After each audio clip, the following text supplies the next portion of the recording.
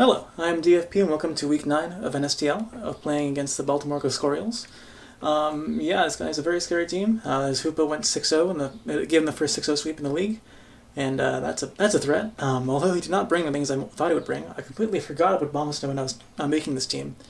I predicted he would bring Quagsire and Weezing. They're both very much not present, so that's a big problem considering my Mimikyu has Woodhammer exclusively for Quagsire, and I really miss having Shadow Sneak given that that's not there. Since his Tornadus is a problem, and as I was just kind of hoping that with everything else being slower, that Shadow Claw would be better. But yeah, so that's not really a good thing for me. I'm still going to start with Landers because I don't think he's going to start with the Bombasno. If he does, that's a problem. But let's get into it. So I bring Landers, he brings in Hydreigon, and here I'm just going to go for the U-turn because it's going to be slower than me. He's probably going to switch out. And he does switch out, goes Nidoqueen. And Nidoqueen's not something I want to deal with. So in comes Meloetta, and I'm going to pretend I'm doing it for the Psychic, and Psychic for the Relic Song, and it does not get the Sleep Hack, sadly. But I'm able to go into my Pirouette form.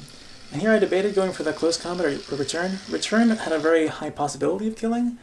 I didn't want to risk it though. Maybe I should have in retrospect, but yeah, that goes down. That's great. And it turns out his Nidoqueen is Scarfed, and unfortunately, if I had used Return, I would be able to live with that and kill it back with a I forget what it was. I think I went for Return there. That would have been a lot of damage back. So that's really unfortunate. If I had just used Return twice, I would still have Meloetta, and his team just don't have really good answers to that. So not a good start. Bring in Dragonite because I know that he's locked in the Poison Jab and can't really do much. I'm going to go for the Draco Meteor since he has no fairies. He didn't bring his Mawile either. And Bombasno takes a bunch. I'm going to go for a gamble and go for the Fire Blast here, and it misses. So that's just really unfortunate. Yeah, it's really bad. He goes for the Earthquake, and here I'm predicting him to go for a Ice. So yeah, that's just really bad for me. I'm predicting him to go for the Ice Shard here. Bring in Entei, and it doesn't really care about the Ice Shard. I go for the Sacred Fire because that's going to do a lot of damage to anything, and even Hydreigon will take a lot of damage, but it misses even though it's 95% accuracy, so I'm 2 for 2 for missing fire attacks. That's a lot of damage that's just missing on his team I'm taking, so that's really unfortunate. Axe is not going in my favor. So he's going to be able to get a Dark Pulse off on me, and I hope he doesn't get the flinch.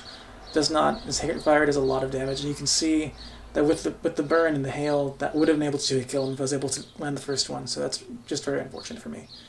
Highlander does not take the Dark Pulse as well as I thought it would.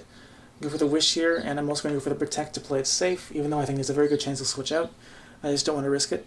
He goes into Bombasno, and here I'm going for the Wish and slow Baton Pass to Dragonite, so I can bring it in again. I know Dragonite's faster. Goes to the Swords Dance, and I think he'll probably just I'm probably not going to do it to Dragonite anymore, but I predicted him to just set up another Swords Dance because. Yeah, that just makes a lot of sense. The Protect is obvious. I did that before. But yeah, it was too obvious, so he saw that coming.